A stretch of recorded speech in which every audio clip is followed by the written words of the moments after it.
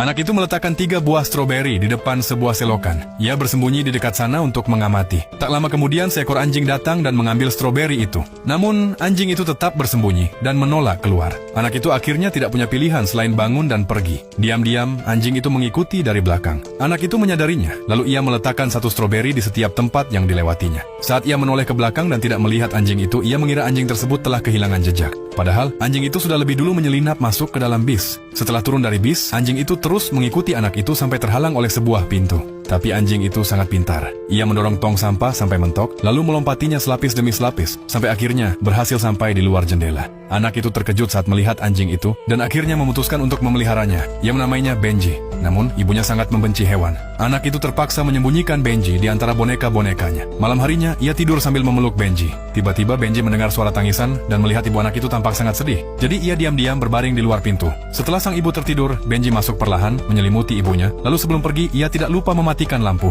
Keesokan harinya, ketika sang ibu bangun, ia menemukan Benji. Anjing itu menatapnya dengan ekspresi memohon. Meski begitu, sang ibu tetap bersikeras agar Benji pergi. Anak itu pun tidak punya pilihan selain membawa Benji keluar. Melihat Benji yang malang, ia sangat sedih. Namun ia tak bisa mengubah keputusan ibunya. Benji kembali menjadi anjing jalanan. Suatu hari, anak-anak itu diculik oleh seorang penculik. Genji kebetulan menyaksikan kejadian itu dan segera mengejarnya. Anak itu pun menyadari kehadiran Benji, lalu menjatuhkan stroberi di jalan sebagai penanda. Benji mengikuti jejak stroberi di tanah hingga tiba di sebuah rumah kosong. Saat hendak mendekat, para penculik melihatnya. Benji langsung berlari masuk ke gudang tua. Begitu para penculik masuk ke dalam, Benji merayap keluar melalui lubang kecil, lalu berlari ke pintu dan menjatuhkan lemari hingga menjebak mereka di dalam. Ia segera berlari mencari bantuan. Saat itu, sang ibu juga mengetahui bahwa anaknya telah diculik. Tiba-tiba Benji datang sambil membawa topeng yang ditinggalkan penculik. Seakan ia mengerti maksud Benji, sang ibu pun mengikutinya. Dengan dituntun oleh Benji, mereka segera sampai di tempat persembunyian penculik. Tepat ketika penculik berusaha kabur, Benji langsung menerkamnya.